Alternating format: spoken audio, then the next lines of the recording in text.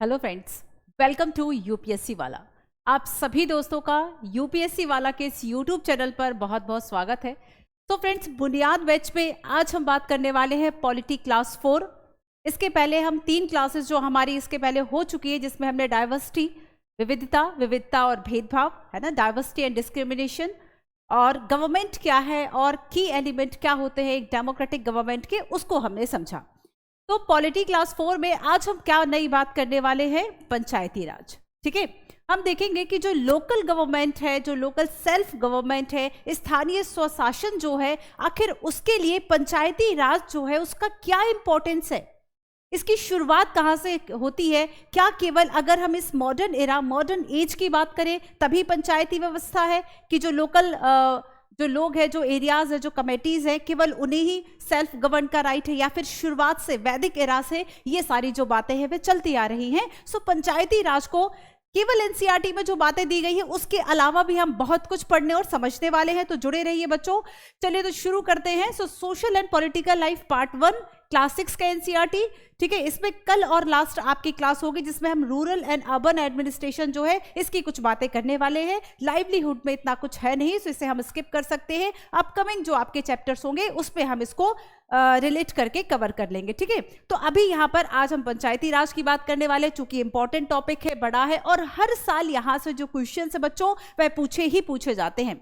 आप पिछले 5 साल के क्वेश्चन पेपर देखिए, और जब मैं आपको पीवाईक्यूज कराऊंगी, previous year question paper solve कराऊंगी, तब आप देखेंगे कि पंचायती राज से हर साल क्वेश्चन आए हुए हैं। So this is very very important topic. ठीक है, बहुत ज्यादा इंपॉर्टेंट टॉपिक है। सो इसे हम कवर करेंगे, बहुत ध्यान से नोट्स बनाइएगा। चलिए, तो यहाँ पर सबसे फर्स्ट मैं चेक करती हूँ, जो आप सभी बच्चों, बहुत सारे स्टूडेंट्स ने कॉमेंट्स किया।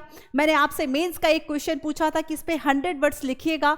समानता पूर्व शर्त है जो सभी को न्याय सुनिश्चित कराती है। लास्ट हमने बात की थी जब कास्ट सिस्टम की, डॉक्टर अंबेडकर की, कॉन्स्टिट्यूशन की, प्रियम्बल की, है ना, एंड हमने गवर्नमेंट की की एलिमेंट्स की। तो उसमें हमने जाना था कि गवर्नमेंट का की एलिमेंट क्या हो सकता है कि एक गवर्नमेंट जो है वह ऐसी होनी चाहिए डेमोक्रेटिक कंट्री की, जो आपके साथ जस्टिस करे, इक्वलिटी करे। और इक्वलिटी एंड जस्टिस जो है फ्रेंड्स, ये इनसेपरेबल है, अविभाजित है, इसको आप अलग करके नहीं देख सकते। तो इसे ही हिमांशु, आपने बहुत अच्छा आंसर लिखा है। हिमांशु के नाम अलावा सोनाली उपाध्याय एंड अमन द्विवेदी, आपके आंसर्स बहुत अच्छे हैं, वेरी गुड। सो देखो, पॉसिबल नहीं है कि मैं सभी के जो आंसर्स है वह यहाँ पर चेक कर सकूं, बता सकूं, लेकिन फिर भी कुछ बेस्ट एंड कुछ रेंडमली जो हमने टीम ने जो कमेंट सेलेक्ट किए उस पर हम थोड़ा सा डिस्कशन करेंगे, ज्यादा लंबा नहीं जाएगा।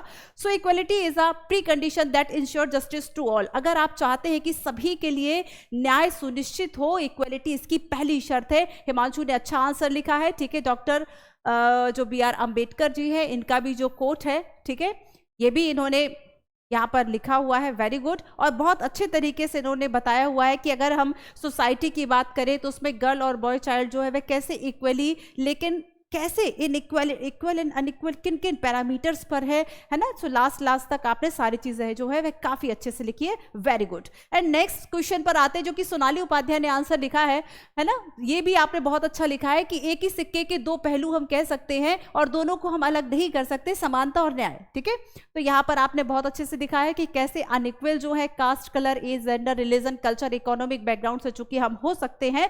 और यहाँ पर आप देखेंगे कि चूंकि जो माइनॉरिटी और मेजोरिटी का कॉन्सेप्ट है, 2 सेक्शंस जो होते हैं, इन दोनों को ही इक्वल राइट है। अगर किसी एक को भी कम या ज्यादा राइट दिया गया तो ये गलत हो जाएगा, इनजस्टिस हो जाएगा, very good. Then next Aman Dwivedi, Aman आपने भी अच्छा आंसर लिखा है। As we know equality and justice are key element of a democracy, very good. देखो, इस तरह की जो पंच लाइन है, जैसे यहाँ पर भी आपने लिखा कि एक ही सिक्के के 2 पहलू हैं, है ना। यहाँ पर इन्होंने अपनी बात को शुरू कैसे किया कि ये क्या है, की एलिमेंट है एक डेमोक्रेटिक गवर्नमेंट का। तो बच्चों, ये जो है आपकी आंसर राइटिंग की शुरुआत का एक तरीका हो सकता है कि आपने एक जो कीवर्ड है या जो एक पंच लाइन है वो आपने शुरू में लिख दी, और इसका पूरा जो एक निष्कर्ष है वह सबसे लास्ट में लिख दिया। जैसे next, I think last class में मैंने एक स्टूडेंट का, आई थिंक वो गर्ल थी, तो मैंने उसका जो आंसर चेक किया, उसने कंक्लूजन में बहुत अच्छी लाइन लिखी हुई थी। मैंने आप सभी को बताया भी था कि उन्होंने कंक्लूड जो है वह बहुत अच्छे तरीके से किया। तो वेरी गुड, आपने भी बहुत अच्छा आंसर लिखा है। बी आर अम्बेडकर का कोट इन्होंने भी लिखा कि हम ये जो फ्रीडम एरा है, हम यहाँ पर पॉलिटिकली इंडिपेंडेंस तो है लेकिन हम सोशली इंडिपेंडेंस नहीं है, इसलिए हमें समानता जो है और न्याय जो है वह दोनों ही चाहिए। ठीक है, तो यहाँ पर भी आपने अच्छा लिखा है, वेरी गुड। चलिए अब हम शुरू करते हैं लोकल गवर्नमेंट, पंचायती राज। तो बेसिकली बच्चों, आपका ये जो चैप्टर है आपको 3 से 4 बातें बताता है कि ग्राम सभा क्या है, ग्राम पंचायत क्या है, पंचायत समिति क्या होती है, जिला परिषद क्या होती है, ठीक है, पंचायत के स्तर क्या होते हैं, बेसिकली ये बताता है। और इसके अलावा वार्ड जो पंच होते हैं, सरपंच होते हैं, इसकी एक व्याख्या जो है ये चैप्टर आपको बताता है। लेकिन बच्चों इस चैप्टर के पहले भी, ठीक है, लोकल गवर्नमेंट का जो कॉन्सेप्ट है वह शुरू कहां से हुआ, थोड़ी सी इसकी हिस्ट्री, थोड़ा सा इसका बैकग्राउंड, ताकि आपको इंटरेस्ट आ जाए। ये तो आपका एकदम फैक्चुअल है, लेकिन इसके अलावा अगर कभी आपको मेंस में लिखने के लिए आ जाता है कि पंचायतों की जब हम शुरुआत की बात करते हैं तो क्या ये आप लॉर्ड रिपन की अगर हम बात करें, वही आपका लोकल गवर्नमेंट का आप फादर कह सकते हैं, स्थानीय स्वशासन का जनक है ना लॉर्ड रिपन, 1882। तो यहाँ पर बच्चों कुछ ऐसी ही इंटरेस्टिंग बातें, इंटरेस्टिंग जो फैक्ट है आपके लिए इंपॉर्टेंट भी है, एनसीईआरटी में नहीं है लेकिन कोई बात नहीं, हम उसकी थोड़ी सी चर्चा करते हैं। तो सबसे फर्स्ट देखो, लोकल गवर्नमेंट की बात करें, लोकल गवर्नमेंट की बात करें, ठीक है, तो यहां पर आपको याद रखना है, हाँ भाई हाथ में नोट्स लिए हुए, कुछ बच्चे कहते हैं मैम आपने बहुत खूबसूरती से छुपाया होता है, कभी दिखा दो मोबाइल हाथ में लिए। तो आपको बच्चे जब बहुत सारे, देखो यहाँ पर कोई कंप्यूटर है, फिर मैं गूगल नहीं हूं, अगर मुझे आपको ठीक तरीके से चीजों को प्रेजेंट करना है तो हर एक टीचर को भी एक हायरार्की कि मुझे पहले आपको ये बताना है, फिर आपको ये बताना है, फिर आपको ये बताना है, तो समटाइम फ्लो के चक्कर में जो है चीजें छूट ना जाए, इसलिए हमें भी नोट करना होता है। ठीक है, हर एक टीचर का अपना डिफरेंट स्टाइल होता है। तो यहाँ पर कुछ बच्चे कहते हैं मैम क्या छुपाया हुआ है दिखा दो, तो यहाँ पर मैंने आपको दिखा दिया कि मेरे हाथ में जो है वो एक शॉर्ट नोट्स होता है जिसमें कुछ कीवर्ड्स लिखे होते हैं कि अगर मैं कहीं भूल जाऊं कि अच्छा ये कीवर्ड मैंने आपसे नहीं डिस्कस किया, ठीक है, तो वहां पे मैं आपसे डिस्कस कर सकूं। चलिए, तो यहां पर देखो बच्चों, लोकल गवर्नमेंट की जब हम बात करते हैं, है क्या आखिर लोकल गवर्नमेंट?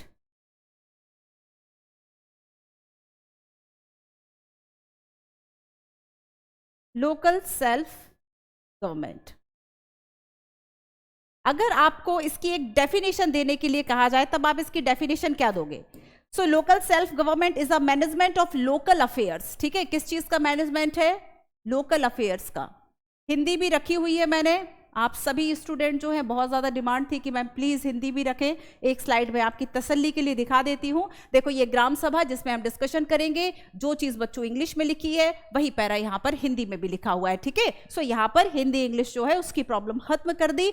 आप सभी के जो मैसेज है बच्चों वह कॉन्टिन्यूसली हिंदी को लेकर थे, तो हमने यहाँ पर हिंदी भी ऐड कर दी। ठीक है, अब नोट्स बनाने में कोई परेशानी आपको नहीं होगी।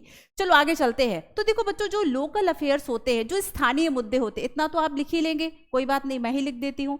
ठीक है, तो जो स्थानीय स्तर के बच्चों मुद्दे होते हैं कि हमें वहाँ पे रोड चाहिए, ठीक है, हमें वहाँ पे पानी जो वाटर है ये चाहिए, पानी चाहिए, हमें वहाँ पर रोड चाहिए, हमें वहाँ पे हॉस्पिटल्स चाहिए। ठीक है, तो वहाँ पर हमें जिन जिन चीज़ों की ज़रूरत होती है ये हमारे लोकल अफेयर्स हो गए। अब आपको लगता है कि आपके यहाँ जो है वह एक आपकी गली का जो एक बल्ब है, ठीक है, जो आप कहते हैं स्ट्रीट लाइट जो है वह टूटा हुआ है, तो आप यहाँ पर सीधे गवर्नमेंट, सेंट्रल गवर्नमेंट के पास नहीं आएंगे कि भाई वहां हमें ये सुविधा दो।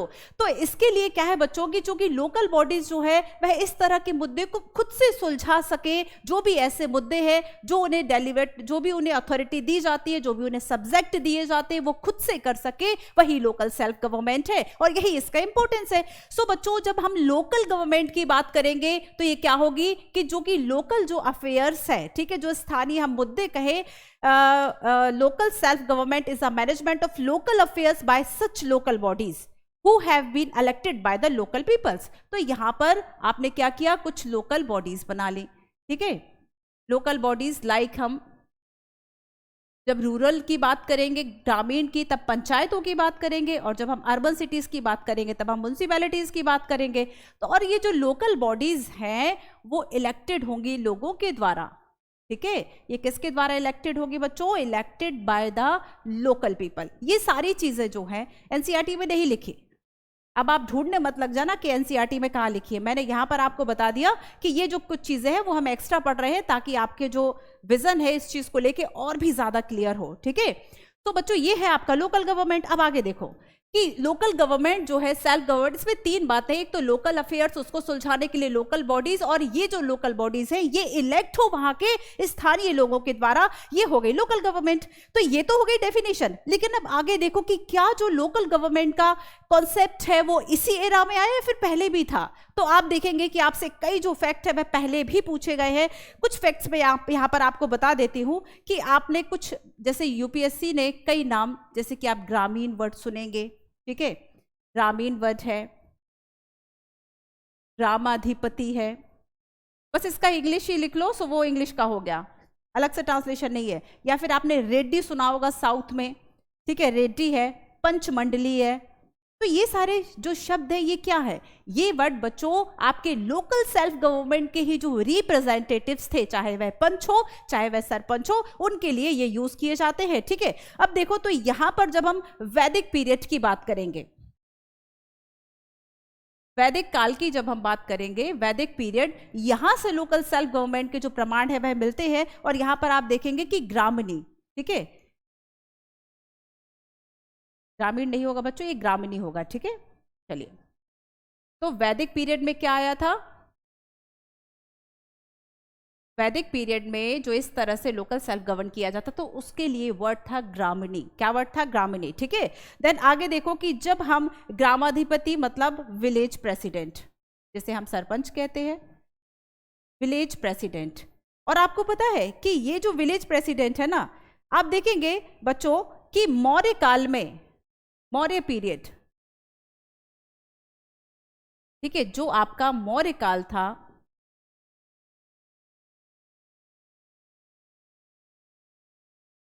नोट्स बनाइए साथ साथ में, विलेज पीरियड।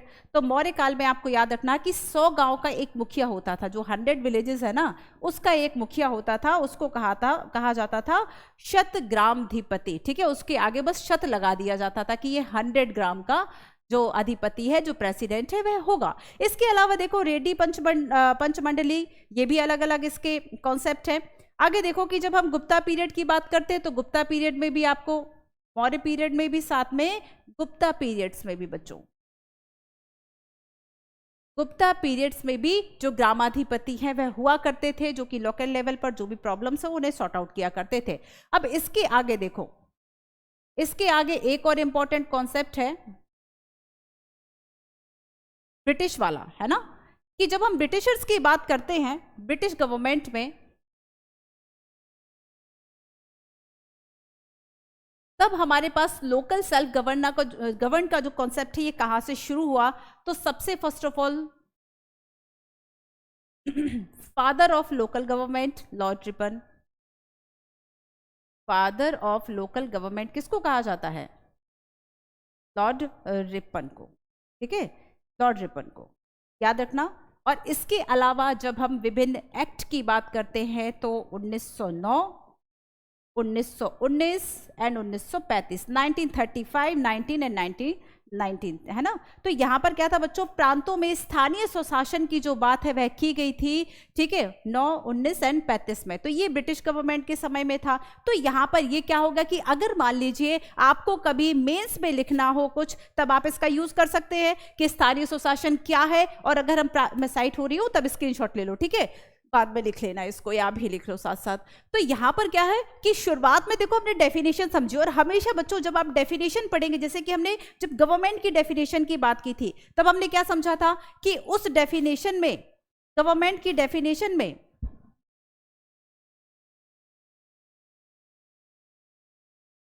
तो हमने गवर्नमेंट की डेफिनेशन में समझा था कि ग्रुप ऑफ पीपल होगा, उसके पास अथॉरिटी होगी। तो आपने मेन कीवर्ड्स पकड़ ली, तो रट्टा मारने की जो आपकी प्रॉब्लम है वो खत्म हो गई। ऐसे ही हमने यहाँ पर देखा affairs, bodies and elected by the local people, और यहाँ पर हमने कुछ इसकी जो हिस्ट्री है इसकी बात की, हिस्ट्री पृष्ठभूमि की बात की। अगर आपने इसके पहले कभी नहीं पढ़ा है लोकल गवर्नमेंट, कोई इशू नहीं है, यहां से लेके हम करंट अफेयर तक चलेंगे। ठीक है, चलिए, तो अब हम हमारी ये जो चर्चा है वह हो गई प्राचीन काल में कहाँ कहाँ से था। अब आगे देखो कि जब हम ये कहते हैं कि इंडिया में पहले जो है बच्चों ये केवल 2 ही लेवल हुआ करते थे। एक तो था आपका केंद्र सरकार, दूसरा था आपका राज्य सरकार। ठीक है, केवल क्या थे बच्चों, ये 2 ही थे। लेकिन जब आपका 73rd एंड 74th जो कॉन्स्टिट्यूशनल अमेंडमेंट होता है, जो कॉन्स्टिट्यूशनल, ऐसा नहीं है पंचायतें इसके पहले भी थी, लेकिन संवैधानिक रूप से जब हम बात करें तो ये जो तीसरा स्तर बच्चों जुड़ा, ये 73 और 74वें संविधान संशोधन के बाद जुड़ा। तब ये जो है हमारा एक लेवल हुआ जिसे हमने कहा लोकल सेल्फ गवर्न बॉडी। ठीक है, स्थानीय स्तर पर लोकल गवर्नमेंट। तो ये 73rd एंड 74th कॉन्स्टिट्यूशन के बाद हुआ। अब 73 और 74 जो संविधान संशोधन है, ये क्या है, इसको समझना आपके लिए बहुत इंपॉर्टेंट है। एनसीईआरटी में नहीं है, लेकिन हम इसको जरूर पढ़ेंगे क्योंकि आपके लिए काफी इंपॉर्टेंट है। 73rd and 74।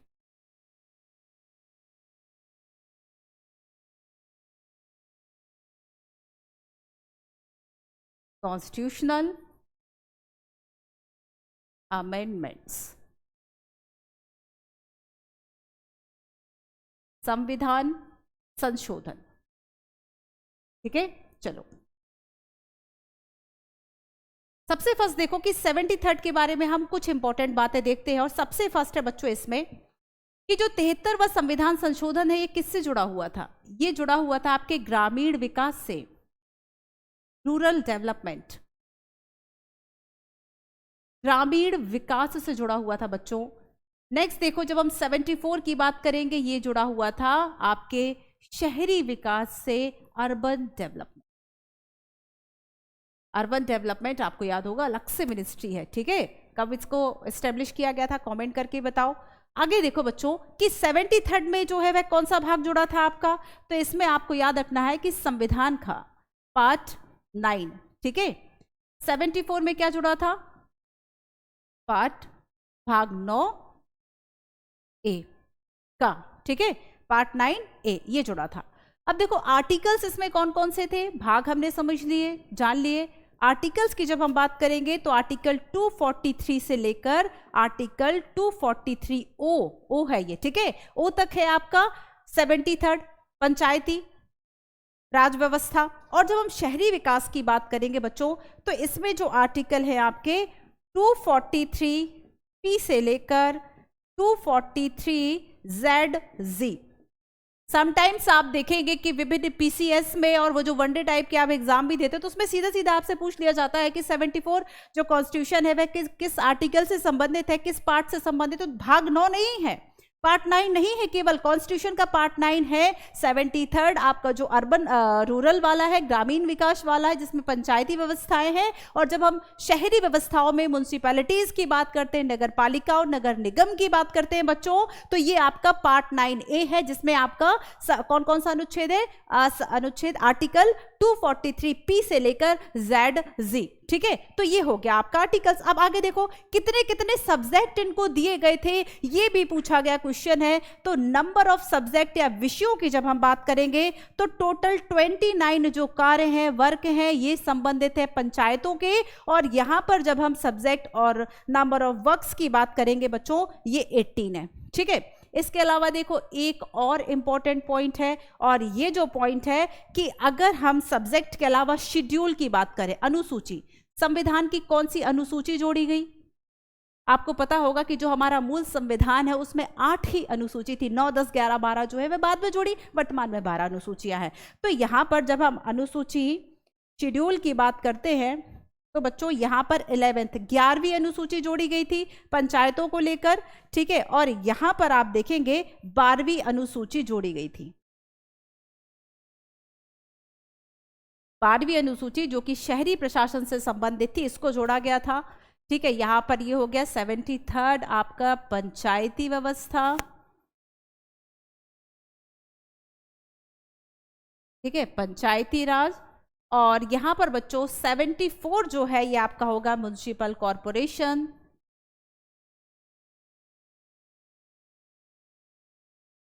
Municipal corporation, municipalities,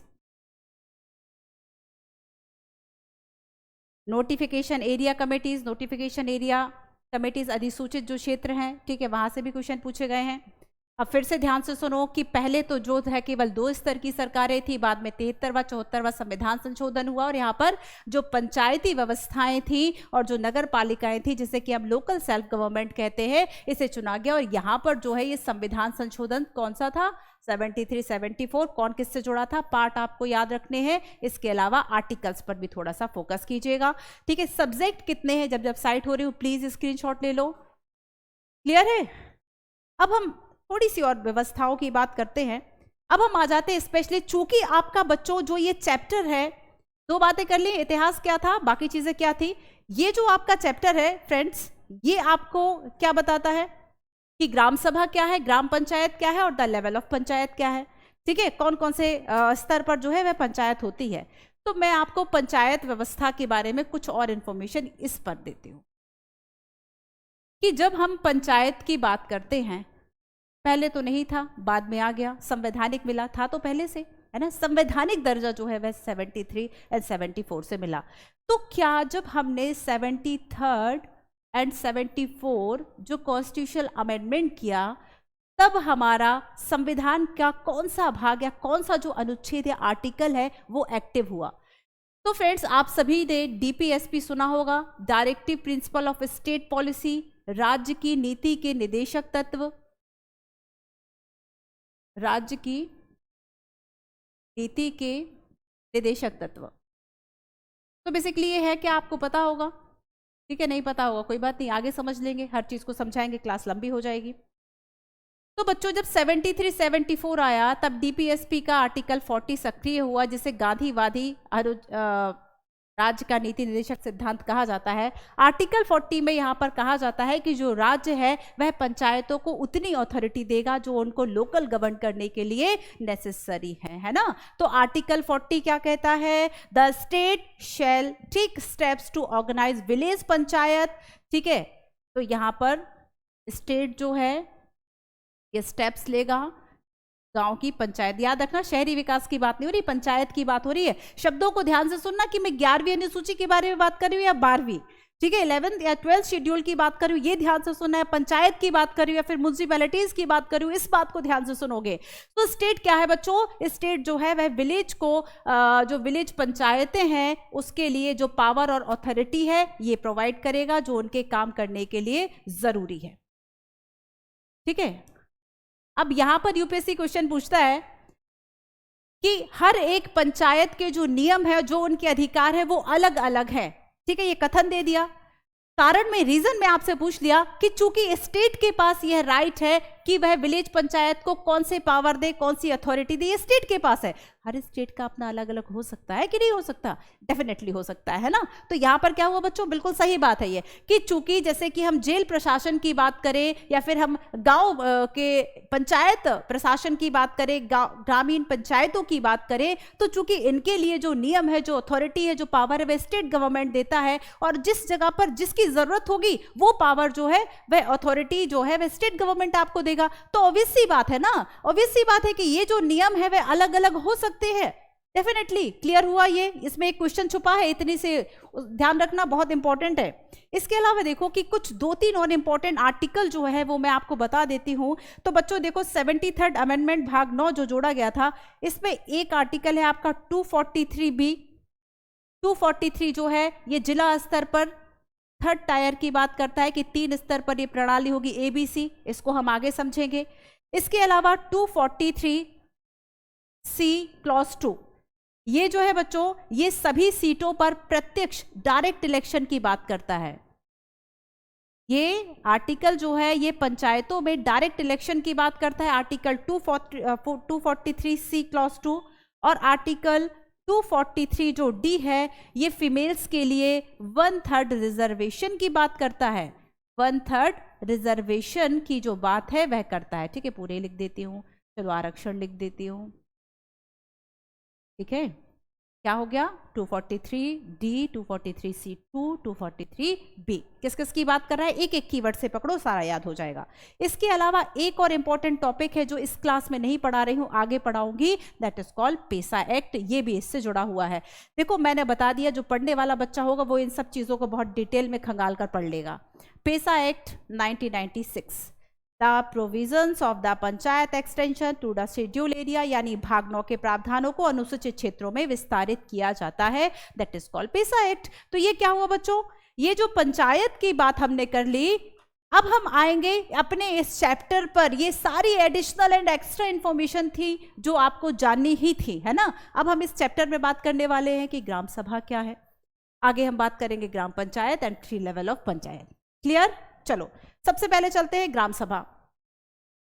सबसे पहले क्या चलते हैं, ग्राम सभा। और ग्राम सभा से एक क्वेश्चन जो कि यूपीएससी के द्वारा पूछा गया, ग्राम सभा है क्या? कुछ नहीं है, बस लोग बैठ गए, और ऐसे लोग बैठे एक गांव के, मान लो ये कोई भी गांव है, ठीक है, फुलेरा पंचायत कह देते हैं हम, तो ये एक गांव है, और यहां पर क्या है, ये एक गांव है, और यहां पर ऐसे लोग जो कि 18 वर्ष से अधिक है, ठीक है, जिनका जो नाम है वह वोटर लिस्ट में है, ये यहाँ के मेंबर्स हो सकते हैं ग्राम सभा के, ये इसके सदस्य हो सकते हैं।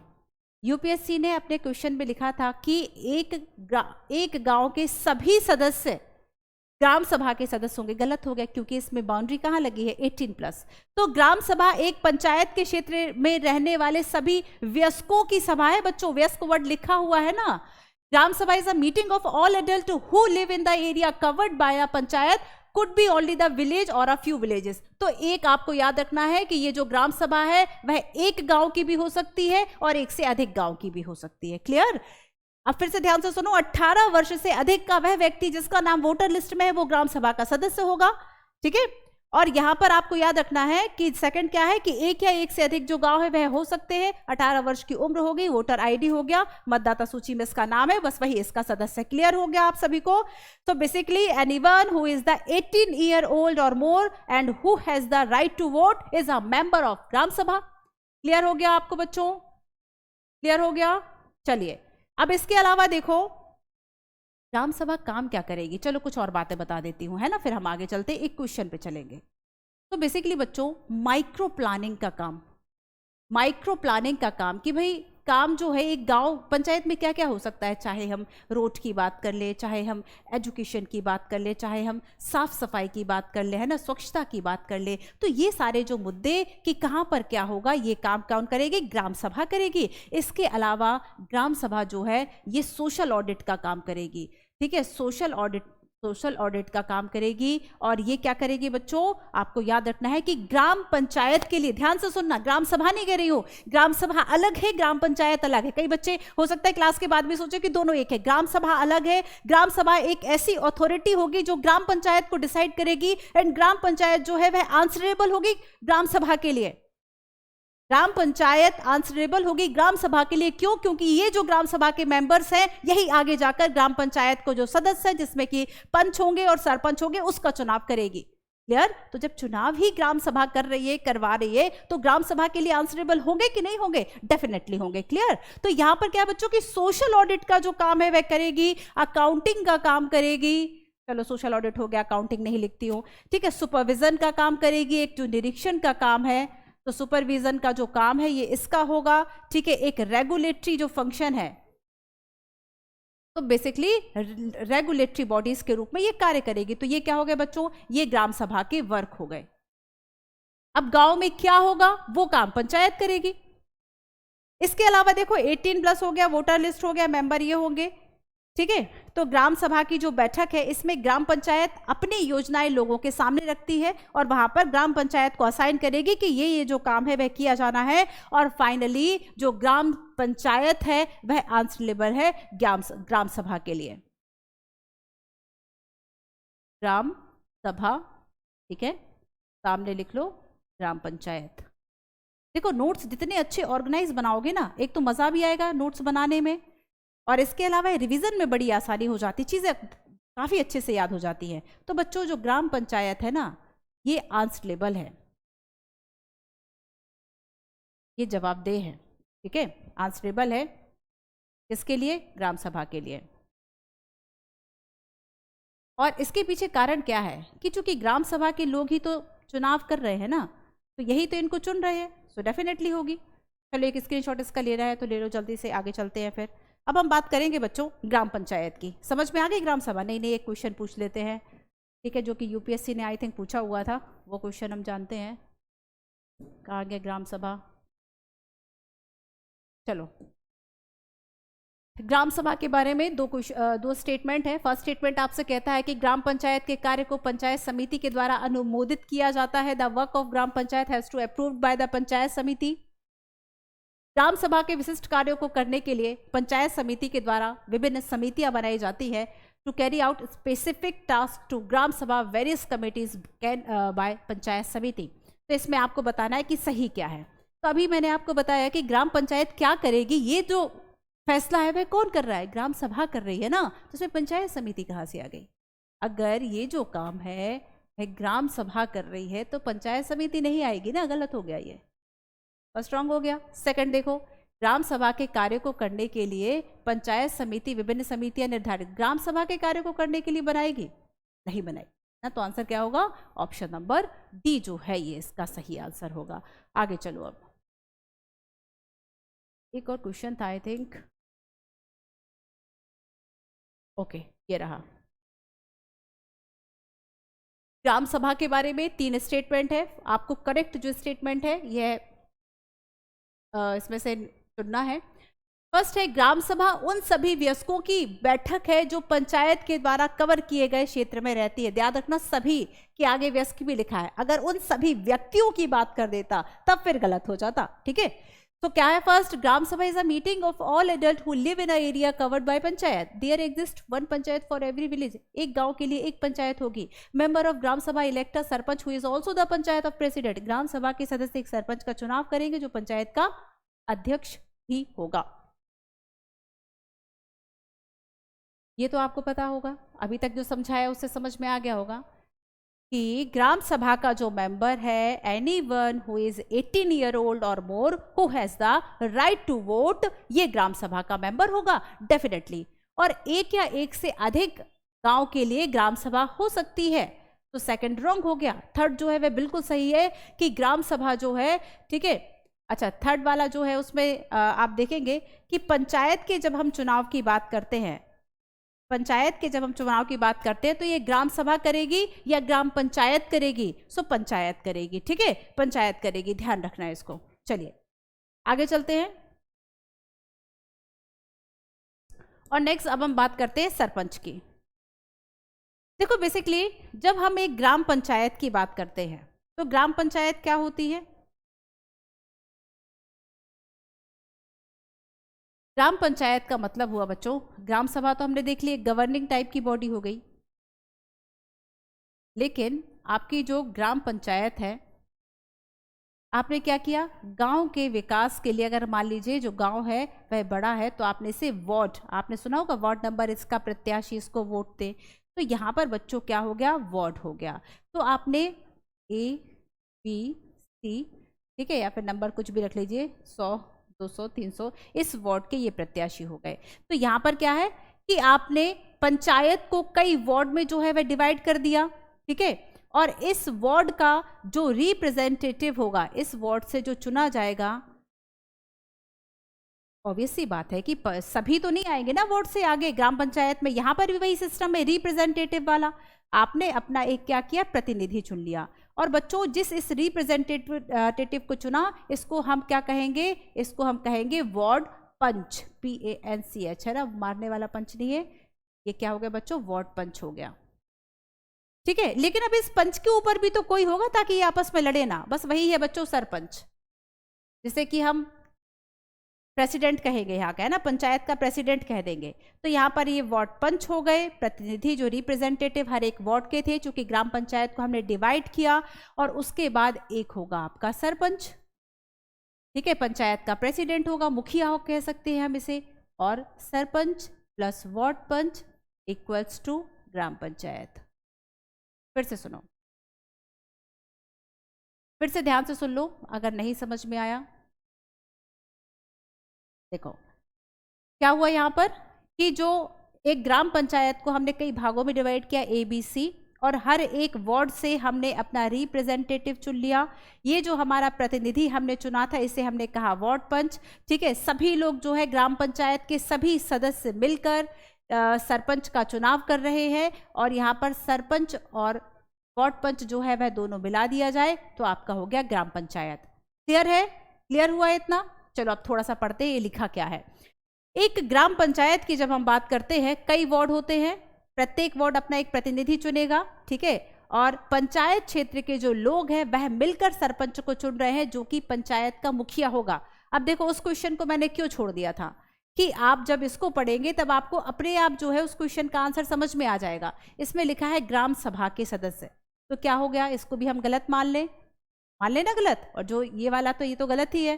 फर्स्ट जो है केवल यही सही है, ऑप्शन नंबर ए इसका आंसर होगा। ठीक है, तो जब कभी ऐसा लगे कि मैम ने कुछ छोड़ दिया है आपके लिए और उसका आंसर छुपा होता है, मेरी अगली स्लाइड में पढ़ लिया करो एक बार। तो वार्ड पंच और सरपंच को जब हमने मिलाया ये बन गया। इसके अलावा देखो कि ये जो बेसिकली है बच्चों इसका एक टर्म होगा, क्योंकि हमने देखा था कि एक डेमोक्रेटिक गवर्नमेंट में रेगुलर जो चुनाव है, जो इलेक्शन है, वो वहां की एक तरह से हम कहें आत्मा है पंचायतों की, या पंचायतों की डेमोक्रेटिक गवर्नमेंट की, है ना। तो यहाँ पर क्या है बच्चों कि चाहे ग्राम पंचायत हो, चाहे स्टेट या सेंट्रल गवर्नमेंट हो, तो हमने इसके लिए एक फिक्स टर्म निर्धारित कर लिया है। ठीक है, और अगर जो ठीक से काम नहीं कर रही है जो गवर्नमेंट या जो लोग, हम उसको हटा देते हैं। तो इस तरह से क्या हो जाता है कि हमने एक जो कंट्रोल है वह भी इन पर रख लिया। ठीक है, क्लियर है? तो यहाँ पर 5 ईयर जो है इसका टर्म हो गया। चलो आगे चलते हैं और अब हम देखते हैं, पहले थोड़ा सा सरपंच जी को पढ़ते हैं। तो देखो, the gram panchayat meeting often begin with the panchayat president.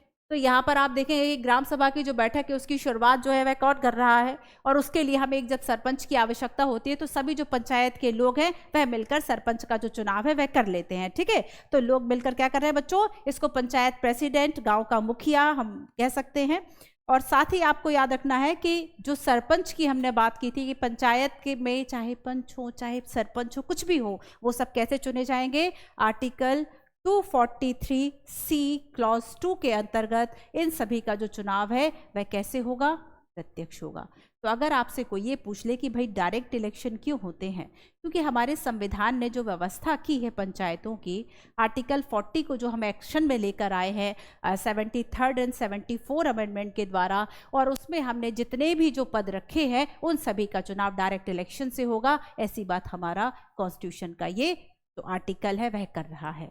चलो अब हम आगे आते हैं कि अगर हम वरीयता क्रम की बात करें, arrange the following in order of, ठीक है, प्रेसिडेंस। तो वरीयता क्रम में आपको जमाना है ग्राम सभा सचिव को, सेक्रेटरी टू ग्राम पंचायत, फिर ग्राम पंचायत, पंच एंड सरपंच। तो अभी तक हमने क्या समझा कि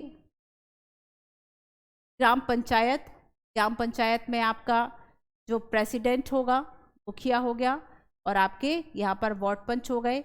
इन दोनों से मिलाकर ही आपकी ग्राम पंचायत बन रही थी। और बच्चों, ग्राम पंचायत और ग्राम सभा,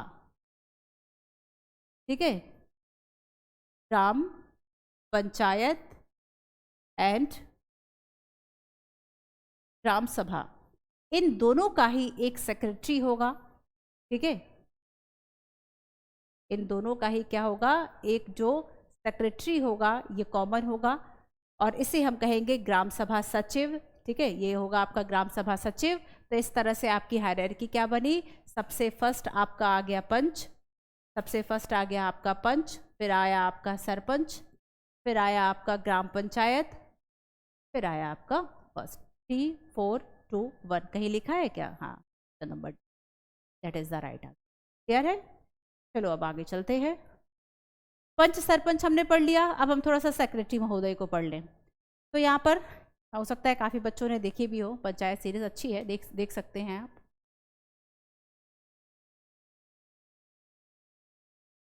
तो फ्रेंड्स, यहाँ पर जब हम पंचायत सचिव की बात करते हैं कि पंचायत का एक सचिव होगा, केवल पंचायत का नहीं होगा, ये ग्राम सभा का भी सचिव होगा। ठीक है, ये क्या होगा, ग्राम सभा का भी सचिव होगा, दोनों का होगा। और आपको याद रखना है कि क्या ये इलेक्टेड होगा या फिर ये अपॉइंटेड होगा।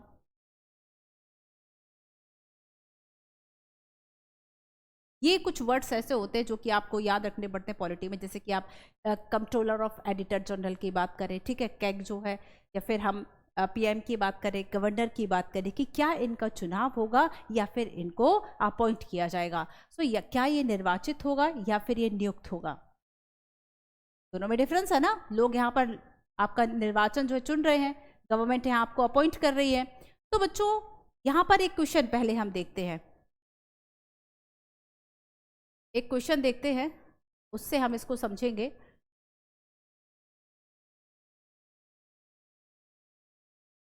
चलो इस क्वेश्चन को देखते हैं।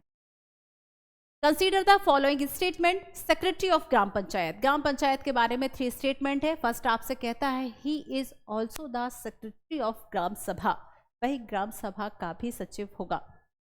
Second one is he is an elected person, वह एक निर्वाचित व्यक्ति होगा, elected person. The secretary of is responsible for calling the meeting of the gram sabha, सचिव जो है वह ग्राम सभा की बैठक बुलाने के लिए जिम्मेदार होगा। आपको इनकरेक्ट जो है वह फाइंड करना है। क्या होना चाहिए इसका आंसर? फर्स्ट देखो, हम समझ चुके हैं कि ये जो है वह ग्राम सभा का सचिव होगा डेफिनेटली, लेकिन अगर हम यहाँ पर इलेक्टेड एंड अपॉइंटेड की बात करें तो बच्चों ये निर्वाचित नहीं होगा, गवर्नमेंट जो है वह इसका अपॉइंटमेंट करती है, ठीक है। इसलिए 5 ईयर के लिए होगा, क्या नहीं होगा, है ना। तो यहाँ पर इसका जो अपॉइंटेड है वह कौन करेगा, गवर्नमेंट के द्वारा इसको नियुक्त किया जाता है, इलेक्टेड नहीं होगा, अपॉइंटेड होगा। The secretary is responsible for calling the meeting of the gram sabha, definitely. तो यहाँ पर चूंकि इनकरेक्ट हमें बताना था, option number 2 clear, option number 2 only. तो ये सारी इंफॉर्मेशन आपको याद रखनी है कि यहाँ पर जब हम सचिव की बात करते हैं ये किस किस के लिए उत्तरदायी होगा, और यहाँ पर ये क्या है, नियुक्त होगा, निर्वाचित नहीं होगा। क्लियर हो गया। तो बेसिकली इसका मेन काम ये होगा कि भाई ये बैठक बुलाएगा, चर्चा करेगा, जो भी निर्णय हुआ है उसको इम्प्लीमेंट कराना, कि भाई अगर कहीं सड़क बननी है तो उसके लिए ऊपर से जो फंड आ रहा है उसको कैसे यूज़ करना है, उसकी ऑडिटिंग करना, एक सोशल ऑडिटिंग करना कि कितना जो काम है वह उस पर्टिकुलर जो पंचायत है उसमें हुआ है नहीं हुआ है, क्या लोगों की डिमांड है उसको भी लिखना, याद रखना उन सब चीज़ों को। तो बेसिकली एक होल सोल का जो निरीक्षण की भाई निर्वाचित में जब हम कार्यपालिका की बात करते हैं, एग्जीक्यूटिव की बात करते हैं बच्चों, तो आगे हम देखेंगे कि जो हमारी कार्यपालिका है, एग्जीक्यूटिव है, ये 2 तरह की होती है, ठीक है। पहला तो जो है 2 तरह की होती है, एक जिसे हम कहते हैं परमानेंट और एक जिसे हम कहते हैं नॉन परमानेंट, है ना।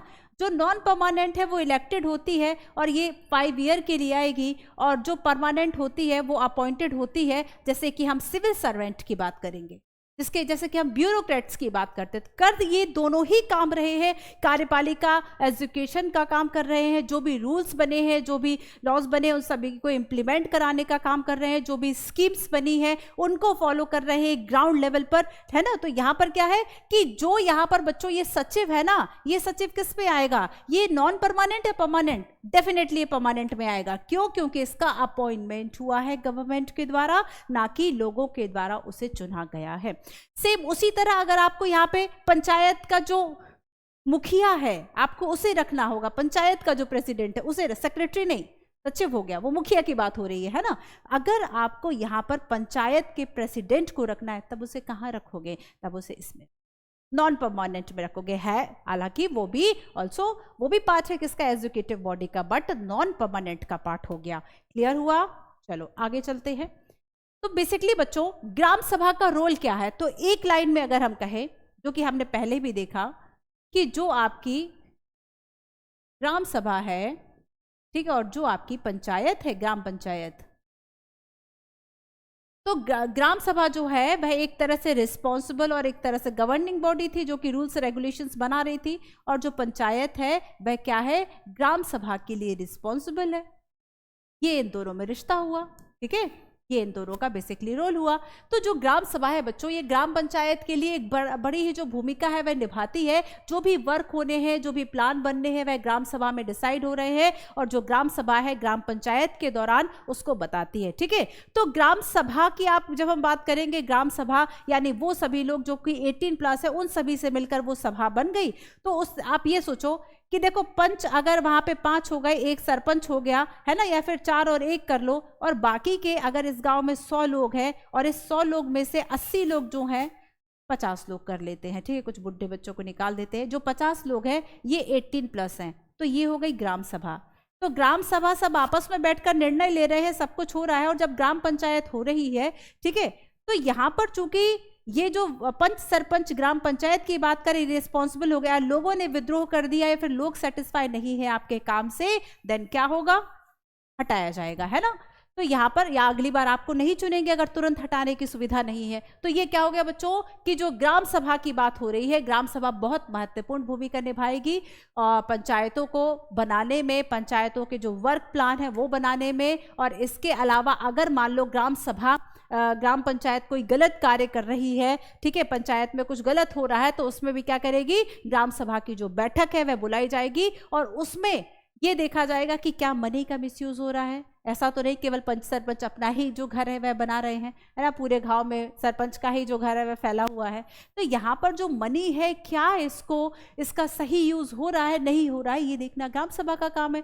आप देखेंगे कि जैसे सोशल ऑडिट का बच्चों जो कॉन्सेप्ट निकल कर आता है, आई थिंक राजस्थान की कोई ग्राम सभा थी, नॉट श्योर, तो वहाँ के ग्राम सभा के लोगों के द्वारा इनिशिएटिव किया गया कि अगर हमने, ये केस स्टडी है, आप पेपर 4 में इसको लिखते हैं, जो सोशल रिस्पॉन्सिबिलिटी या फिर जो सोशल ऑडिट का सामाजिक उत्तरदायित्व, सामाजिक लेखांकन का जो कॉन्सेप्ट आया है, आप पेपर 4 में भी पढ़ते हैं, सोसाइटी सोशल जस्टिस में भी पढ़ते हैं।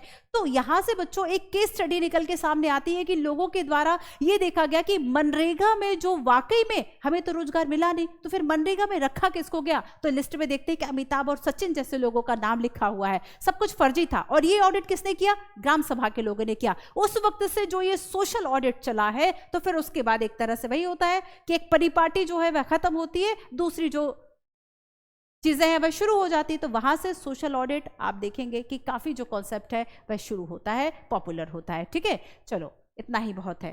तो एक लाइन में समझ लो, ग्राम पंचायत ग्राम सभा के प्रति जवाबदेह है, जवाब आपको देना पड़ेगा। ठीक वैसे ही जैसे कि मोनार्की जब थी तो राजा रानी आपको ना जवाब देने के लिए उत्तरदायी थे, ना वो एक्सप्लेन करेंगे, है ना, ना ही उस चीज को डिफेंड करेंगे। बट अगर एक डेमोक्रेसी में गवर्नमेंट ने अगर बिजली के बिल बढ़ा दिए, या कोई अभी जैसे दिल्ली गवर्नमेंट ने कहा कि अब जो आपकी सब्सिडी थी, बिजली की जो सब्सिडी थी, जो अप्लाई करेगा उसी को मिलेगी, सबको फ्री नहीं है। तो अब ये क्या हो गया कि गवर्नमेंट, मान लो अब जो है, अब गवर्नमेंट कहेगी ऐसा कि भाई हमने ऐसा क्यों किया, तो डिफेंड भी करेगी, एक्सप्लेन भी करेगी, है ना। चलो आगे चलते हैं। अब देखो इतना समझा दिया है कि मुझे नहीं लगता मैंने आपको खुद पढ़ने के लिए बच्चों कि ग्राम सभा एंड ग्राम पंचायत के बीच में लिंक क्या है, ठीक है, कुछ अपने मन से थोड़ा सा और फाइंड करेंगे, आंसर को लिखने की कोशिश करेंगे। और ग्राम सभा और ग्राम पंचायतों के बीच में इस तरह से आप सेपरेट जो है कि क्या इसमें डिफरेंसेस है, क्या इसमें अंतर है। जैसे कि हम ग्राम सभा की बात करें, ये परमानेंट बॉडी है, कहाँ चले जाएंगे, गांव के 18+ लोग सब वहीं तो रहेंगे, तो ये परमानेंट बॉडी है। लेकिन टेम्परेरी बॉडी है ग्राम पंचायत, क्योंकि पंच सरपंच चेंज होते रहेंगे। आया समझ में कि पंच सरपंच क्या है, ग्राम सभा और ग्राम सभा। अब देखो, अब एक डायग्राम से बता देती हूँ, शायद अब आपको जल्दी समझ में आ जाएगा, ठीक है, कि ग्राम सभा जो है वह क्या है, और ये है आपकी ग्राम सभा, ये है आपकी पंचायत। पेड़ के नीचे पंचायत है, कहते पंचायत मत लगाओ, पेड़ के नीचे ये जो है बच्चों ये पंचायत है, ये ग्राम सभा है। देखो एक कंफ्यूजिंग टॉपिक है, आपको लगता है कि भाई कंफ्यूज हो गए, कंफ्यूज नहीं होना है, इसलिए मैंने सेपरेटली आपको ये बताया हुआ, आप इसको पढ़ लेना, ठीक है, पढ़ लेना आप इसको। चलो आगे चलते हैं। अब हम कुछ क्वेश्चंस देख लें कि पहले पंचायत के स्तर कर ले। चलो आओ, एक और आपका पॉइंट बचता है बच्चों, पंचायत के स्तर, ठीक है। पंचायत के अगर हम स्तर की बात करें तो ये कहाँ कहाँ है, कैसे इसको हमने डिवाइड किया।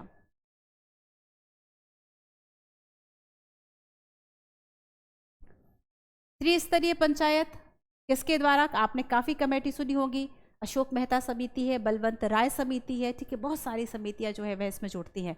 तो आपको कमेंट करके बताना है कि किस समिति के द्वारा पंचायतों को संवैधानिक दर्जा देने की मांग सबसे पहले की गई थी, पहला क्वेश्चन।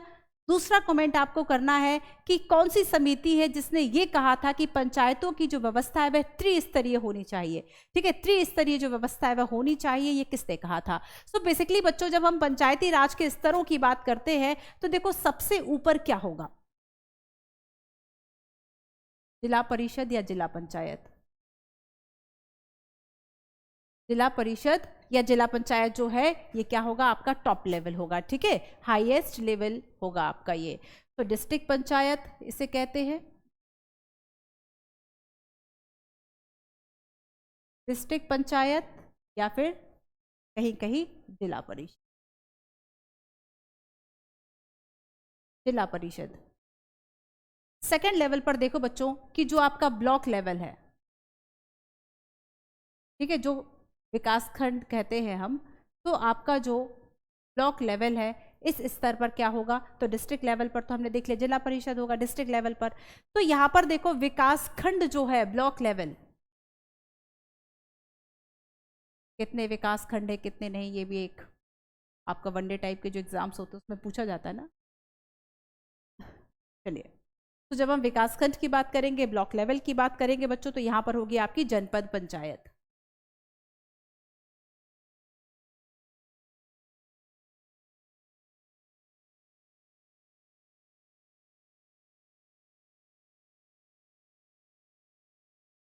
ठीक है, जनपद पंचायत। और अब आ गया आपको बच्चों गांव का स्तर पर, है ना। तो जब हम विलेज लेवल की बात करेंगे, अच्छा एक बात और याद रखना कि एक जो ब्लॉक है उस पर कई ग्राम पंचायत हो सकती है ना। तो जब हम विलेज की बात करेंगे बच्चों, तो ग्रामीण क्षेत्रों में जो है, ठीक है, ये आपका यहाँ पर ग्राम पंचायत हो गया, जो आपका ये क्वेश्चन था आज का जो चैप्टर था, ग्राम पंचायत। ग्राम पंचायत, ठीक है, चलो खैर इतना ही बहुत है। तो ग्रामीण क्षेत्रों पर पंचायत का जो है ये आपका पहला स्तर हो गया। आपकी भागीदारी कहाँ से शुरू है, आपकी भागीदारी के लिए जो फर्स्ट हम लेवल या फर्स्ट टायर की बात करें, ये होगा आपका गांव का स्तर।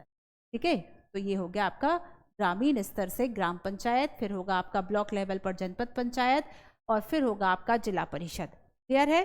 तो यहाँ पर तीन बातें हो गई, यानी तीन स्तर हमारे हो गए। तो ग्राम पंचायत या ग्राम स्तर की पंचायत हो गई, पंचायत समिति या जनपद पंचायत हो गई, जिला परिषद या जिला स्तर की पंचायत हो गई, ये आपका हाईएस्ट लेवल होगा। ठीक है, लेकिन फर्स्ट लेवल ग्राम, सेकंड पंचायत समिति एंड थर्ड आपका जिला परिषद होगा। क्लियर है इतना। अब देखो बच्चों कि जो आपके अब ये आपस में जुड़ते कैसे हैं, आपस में इसको हम थोड़ा सा जोड़ लें एक बार, है ना। चलो, तो अब जोड़ेंगे कैसे हम इसे, कि देखो जो आपका ग्राम पंचायत और ग्राम सभा है, इसको भी यही जोड़ लेते हैं। तो ग्राम सभा ग्राम पंचायत कैसे जुड़ गई, कि जो ग्राम पंचायत है वह जवाबदेह आंसरेबल है ग्राम सभा के लिए। और आंसरेबल क्यों है, एक तो आंसरेबल है, आंसरेबल इसलिए क्योंकि ग्राम सभा के लोग पंचायत को चुन रहे हैं, फर्स्ट बात हो गई। सेकंड, आप देखेंगे कि जो यहाँ पर मनी डिस्ट्रीब्यूशन का काम होगा, ठीक है, पंचायत स्तर तक जो पैसा पहुंचता है वो कैसे पहुंचेगा, तो हम देखते हैं कि ग्राम पंचायत के बाद दूसरा स्तर किसका हुआ, विकास खंड का हुआ। ठीक है, जनपद पंचायत, पंचायत समिति भी हम इसको कह रहे हैं, जो विकास खंड है उसको हम जनपद पंचायत, पंचायत समिति कह रहे हैं। इसके अलावा देखो कि पंचायत समिति के ऊपर आपका जिला पंचायत हो गया, जिला परिषद हो गया। ठीक है, और यहां पर आपको याद रखना है कि जिला स्तर पर जो विकास की योजनाएं बन रही हैं, पंचायत समिति की मदद से जिला परिषद सभी, जिला परिषद क्या करेगी, जो पंचायत समिति है उसकी मदद से सभी पंचायतों को धन और बाकी जो चीजें हैं उसका वितरण करती है। तो जिले स्तर पर अगर आपको विकास की, डेवलपमेंट की योजना बनानी है डिस्ट्रिक्ट लेवल पर, तो ये जो काम है ये हाईएस्ट लेवल कर, ठीक है, ये जो हाईएस्ट लेवल है बच्चों पंचायत का, ये करेगा पूरे विकास की ऑल ओवर योजनाएं और बाकी चीजों को इंप्लीमेंट करवाएगा। चलो एक क्वेश्चन के माध्यम से समझते हैं। तो देखो हमने नोट्स भी बना लिए, कुछ मेन पॉइंट्स मैंने आपको दे दिए, पीडीएफ आपको प्रोवाइड की जा रही। पीडीएफ के लिए इतना मत चिल्लाया करो यार कमेंट में, पीडीएफ आप सभी को दी जा रही है। पीडब्ल्यू का जो एप्लीकेशन है, ठीक है, वहां पर आपका बुनियाद का जो सेपरेट बैच बना हुआ है उसमें आपको ये चारों क्लासेस अवेलेबल है, और वहां पर ही आपको ये जो क्लास नोट्स का पीडीएफ है वह अवेलेबल हो जाता है। जब आपके टेस्ट होंगे, जब आपके प्रैक्टिस सेशन होंगे बच्चों, तब आपको सारी इंफॉर्मेशन और सारे जो भी आपको सॉफ्ट कॉपी जो मिल रही है वो वहां पर मिल जाएगी आपको। ठीक है, चलो, बहुत कमेंट्स होते हैं पीडीएफ के लिए, सो दैट्स वाई मुझे बोलना पड़ गया। चलो आगे चलते हैं, वैसे तो आप सभी बहुत समझदार है, नो डाउट। नेक्स्ट है आपका 4 स्टेटमेंट है ना। इनकरेक्ट हमें फाइंड करना है। फर्स्ट है the Panchayati Raj system is the third tier of level of a democratic government.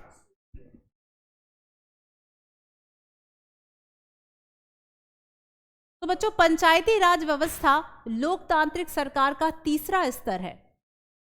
पंचायती समिति has many gram panchayat under it. Panchayat समिति के अंतर्गत कई ग्राम पंचायत होती है। पंचायत समितियों की सहायता से जिला परिषद सभी ग्राम पंचायतों के बीच में धन वितरण का काम करेगी। मनी डिस्ट्रीब्यूशन कैसे होगा? पंचायत समिति की हेल्प से, और जिला परिषद इसको रेगुलेट करेगी। अबव द पंचायत समिति इज द जिला परिषद। सबसे ऊपर जो स्तर है वह जिला परिषद का होता है। तो यहां पर हमने क्या समझा कि सबसे ऊपर स्तर क्या जिला परिषद का है? डेफिनेटली सही हो गया, ठीक है। और अगर हम मनी डिस्ट्रीब्यूशन की बात करें कि ग्राम पंचायतों को जो मनी डिस्ट्रीब्यूशन होगा पंचायत की जो समितियां बनाती है ना बच्चों, उससे होगा, ठीक है। और ये जो पंचायत समिति बनती है ना, इसमें कुछ ग्राम सभा के भी सदस्य होते हैं, ग्राम पंचायत के भी सदस्य होते हैं, ठीक है। क्लियर है? पंचायत समिति के अंतर्गत कई ग्राम पंचायत होती है। डेफिनेटली ये बात बिल्कुल सही है। फर्स्ट गलत है, क्योंकि पंचायती राज व्यवस्था जो है लोकतांत्रिक स्तर का, आप कह सकते हैं कि भाई अपर लेवल भले ना हो, लेकिन यहां से बच्चों प्रथम स्तर शुरू होता है। आप अगर भागीदारी करेंगे तो सीधी भागीदारी, आप जाओगे संसद में बैठने सीधा कि नहीं आज जो है, आज इस डेमोक्रेटिक गवर्नमेंट में मेरा पहला स्तर है, तो आज मैं जाके राज्यसभा या लोकसभा से अपनी बात रखूंगा। कहाँ से बात रखोगे? यहाँ से ही तो रखोगे अपनी बात, है ना। तो यहाँ पर क्या हो गया बच्चों कि जो फर्स्ट लेवल है, जो प्रथम स्तर है, लोकतांत्रिक व्यवस्था का। क्लियर हो गया? कुछ क्वेश्चंस और देखते हैं। With reference the work of gram panchayat. Gram panchayat का वर्क क्या है?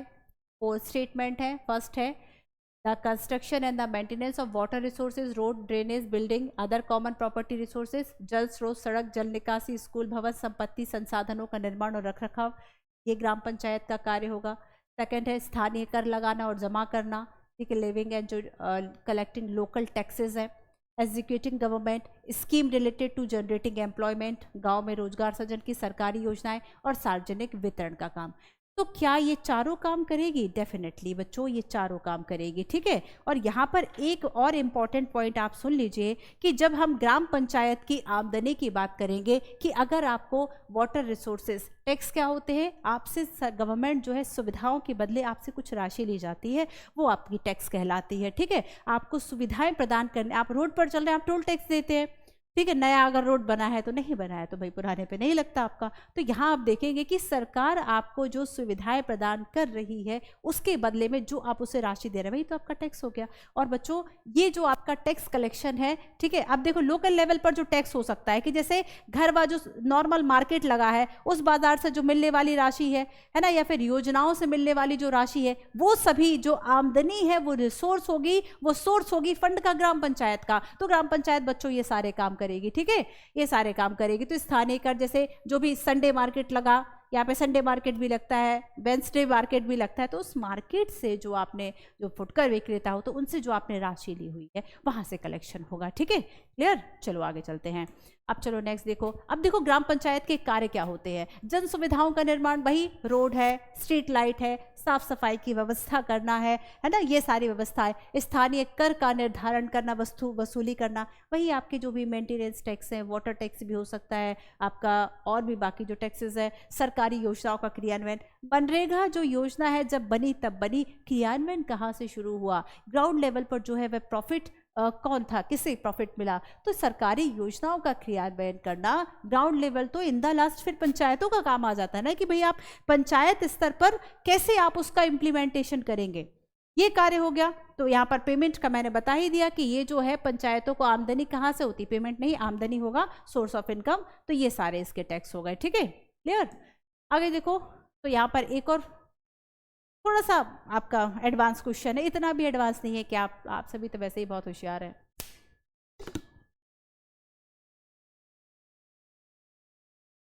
क्या होगा इसका आंसर? आपसे पूछा है सोर्स ऑफ द फंड क्या होगा। House tax, donation of community work, government scheme fund, state devolution based on recommendations of central finance commission. क्या होगा इसका आंसर? राज्य आपको हस्तांतरण करेगा राशि जब केंद्र का जो वित्त कमीशन है, ठीक है, जो आपका फाइनेंशियल केंद्र वित्त आयोग है, कौन से आर्टिकल में है, ये चीज़ें बस याद रखना है ना। कुछ बच्चों को याद आ गया, कुछ सोच रहे होंगे देख लूंगा एक बार। तो सेंट्रल फाइनेंस कमीशन क्यों करेगा भाई, जब स्टेट फाइनेंस कमीशन है ठीक है।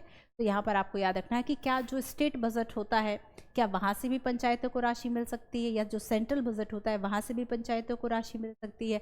डेफिनेटली मिल सकती है। तो बजट से जो राशि है वह एलोकेट की जा सकती है, लेकिन यहाँ पर यह गलत इसलिए है क्योंकि जब राज्य का वित्त आयोग सिफारिश करेगा तो राज्य जो है वह हस्तांतरण कर देगा, राशि जो है वह दे देगा कि भाई ठीक है, ये जो इतना % है वह पंचायतों के लिए है। क्लियर हो गया? तो यहाँ पर 4 जो है बच्चों वह रॉन्ग है, 1 2 पर 3 जो है ये आपका सही आंसर, ऑप्शन नंबर बी। ठीक है, चलो कमेंट मत करना इस पे, मैंने आंसर बता। क्लियर है?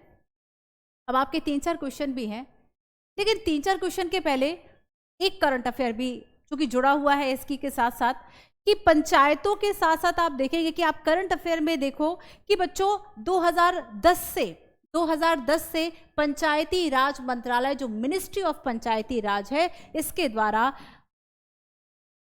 2010 से जो है स्टार्ट हुआ उसको सेलिब्रेट करना।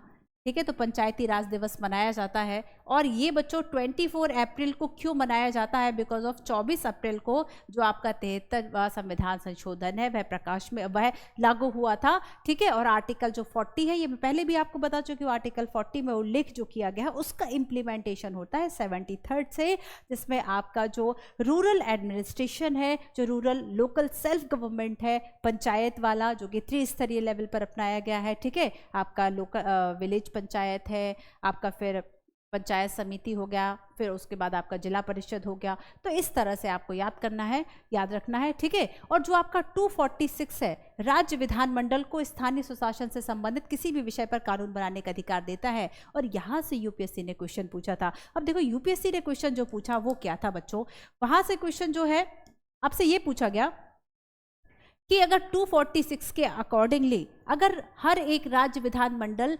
नियम बनाएगा तो डेफिनेटली ये तो अलग अलग होंगे ना, और अगर ये नियम बनाए गए अलग अलग होंगे तो आप ये सोच सकते हैं कि पूरे देश में जितनी पंचायतें हैं उन सभी के लिए, अगर अकॉर्डिंग आई थिंक 2011 के पास 2011 का जो आपकी जनगणना है उसके अकॉर्डिंगली आई थिंक 6.4 लाख, लगभग 6,40,000 गांव है। भारत गांव का देश है ना, तो यहाँ पर आप देखेंगे कि क्या इतने गांव में एक ही जैसे कानून होंगे? नहीं, अलग अलग कानून होंगे, अलग अलग होंगे, क्योंकि कारण ये लिखा है अनुच्छेद 246। ये कहते हैं, क्लास के साथ साथ ही याद कर लो ये सारे आर्टिकल्स, 2 बार सुन लिया करो पीछे करके, एक बार लिख लिया करो। अच्छा, अनुच्छेद 240, बाकी कहानी तो देखो याद रहेगी आप सबको, भूलोगे क्या? ये मेन चीज है। अनुच्छेद 40 है, ठीक है, कब से ये शुरू हुआ? 2022 की अगर हम बात करें तो अभी 12वां राष्ट्रीय पंचायती राज दिवस मनाएगा। थीम कौन सी थी? जैसे कि आप स्वामित्व योजना की बात करते हैं, आई थिंक 2020 में इसका पंचायती राज दिवस के दिन इसका जो इनॉग्रेशन है, उद्घाटन है, वह हुआ था। स्वामित्व योजना है ना, ये सारी चीजें। इस बार भी कुछ एक पोर्टल वगैरह बना हुआ है, आप एक बार देख लेना, उस पोर्टल पर सारे पंचायतों की जो इन्फॉर्मेशन है, कहाँ उन्होंने यूज़ किया है मनी का, वो सारी चीज़ें, कौन कौन सी स्कीम्स जो है वह इम्प्लीमेंटेशन उसका हो रहा है, वो सारी बातें उस पर्टिकुलर पोर्टल पर है। ठीक है, स्थानीय स्तर पर लोकतंत्र की स्थापना 73वां संविधान संशोधन अधिनियम 1992 के माध्यम से की गई थी। 73वां संविधान संशोधन था, लेकिन ये 1993 नहीं है, 1993 नहीं है, 1992 है ना। ये भी चीज याद रखना, क्योंकि क्या होता है 73 तो हम साथ साथ इसको भी 3 करके याद कर लेते हैं, गलत हो जाएगा बच्चों। पंचायती राज संस्थान भारत के ग्रामीण स्थानीय स्वशासन की एक प्रणाली है। And what is the local self government? सबसे पहले डेफिनेशन बताई थी ना। अगर आपसे कोई पूछ ले कि लोकल सेल्फ गवर्नमेंट, आप बता तो रहे हो कि पंचायत और ये सब है, लेकिन लोकल सेल्फ गवर्नमेंट की डेफिनेशन आखिर क्या है? तो वहां पर भी हमने शुरुआत में बच्चों उसको पढ़ा कि local self government is the management of local affairs by such local bodies who have elected by the local peoples, है ना, लोगों के द्वारा, स्थानीय लोगों के द्वारा जो चुने गए हैं। तो अभी मैंने आपको क्या होमवर्क दिया, एक बार थोड़ा सा गूगल पे सर्च कर लेना कि इस बार का जो 24 अप्रैल 2022 का आपका पंचायती राज दिवस था, इस दिन कौन सी स्कीम या कौन सा एक वेब पोर्टल है वो लॉन्च किया गया, और उस वेब पोर्टल में अगर कोई और मिनिस्ट्री भी ऐड है, और इसके अलावा उस वेब पोर्टल की क्या क्या और विशेषताएं हैं वो आपको प्रीलिम्स में सेपरेटली भी करंट अफेयर से जोड़कर पूछी जाती है। पंचायत बहुत इंपॉर्टेंट टॉपिक है भाई, बहुत इंपॉर्टेंट टॉपिक है। चलो आगे चलते हैं, एक और question. Consider the following statement, the work of gram panchayat has to approve by state government. राज्य सरकार जो है वह इनके कार्यों को अनुमोदित करेगी, स्वीकृति देगी। ग्राम पंचायत के कार्यों को सीधे राज्य सरकार स्वीकृति देगी, या बीच में एक लेयर है कि ग्राम सभा है? अरे भाई, जब ग्राम सभा है तो स्टेट क्यों स्वीकृति देने लगा? तो ये तो आप सभी को तुरंत ही पढ़ते हुए आंखों में गलत दिख जाता है, सोचने की भी जरूरत नहीं है। ठीक है, तो ये तो आपका हमें क्या छांटना है इसमें से, चलो हम करेक्ट छांटेंगे चूंकि, तो 1 अगर हमारा गलत हो गया, ये एलिमिनेट हो गए, ये दोनों तो हमारे आंसर हो ही नहीं सकते। अब हमारे ये बचते हैं। आओ अब हम फाइंड करते हैं सेकंड को। ग्राम सभा जो लेवीज है एंड जो लोकल टैक्सेस है इसको कनेक्ट करेगी। ग्राम सभा कलेक्ट करेगी या फिर उसके लिए अलग समितियां बनी है या फिर जो पंचायत है वह करेगी। ग्राम सभा का कोई एक मेंबर उठ के जाके कलेक्ट थोड़ी करेगा, तो उसके लिए भी प्रॉपर एक मैकेनिज्म बना होगा ना, कि हमने कोई एक समिति बनाई होगी कि भाई अलग से हमने मार्केट के लिए समिति बना ली, उसके जो मेंबर्स हमने चुन लिए वो ग्राम सभा के भी होंगे, ग्राम पंचायत के भी होंगे, तो वो जो है वह कलेक्ट कर रहे हैं डेफिनेटली।